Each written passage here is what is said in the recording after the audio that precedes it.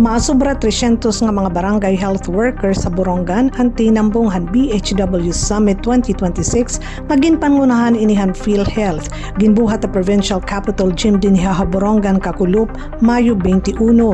Tuyo na sabi nga summit nga madugangan pa iton kahibaruan hiton aton mga BHW, mahiunong hiton iba-iba nga mga programa hiton PhilHealth na uuyon han tema kayakap mo ang PhilHealth barangayanihan ng mga health workers.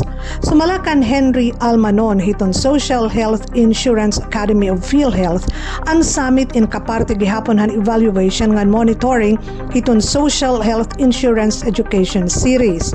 Usa gihapon adtong higayon para irekognisar ngan kilalon iton papel hiton mga BHW dida hiton pagpapatuman hiton National Health Insurance Program ngan Universal Health Care ngan iba pa nga mga programa hiton ahensya. Unang-una po ay upang bigyan ng pagkilala at pagpapahalaga ang mga nandito ngayon na mga BHW ng Borongan City.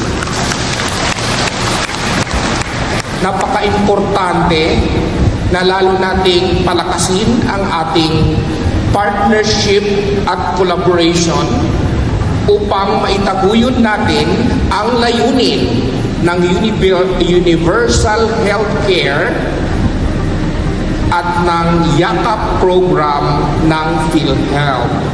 Hindi po namin kayang gampanan ang aming tungkulin na kami-kami lamang. Kaya napakahalaga na mayroon kaming mga kapartners katulad ng BHW. Tuyo gihapon ini nga pakusgon iton kolaborasyon hiton PhilHealth ngan hiton mga lokal nga opisyalis iton Eastern Samar ngan Borongan City para mas maging maupay iton padalagan hiton mga serbisyo panlawas. Puaralahan mga taga PhilHealth nagpabatihan ira mga mensahe and pipera nga mga lokal nga opisyal sugad kan Mayor Dayan Agda kan SP member Suyot nga nagrepresentar kan Governor RV Evardone kan Councilor Katrina Sada kiton Borongan City sugad man representante ni Congressman Shin Gonzales nganhi Josephine Mosquisa hiton PhilHealth Borongan. Didahan na sabi nga katitirok, iginlaygayhan mga taga PhilHealth ang magkaiba-iba nga mga programa panlawas, partikular iton yakap.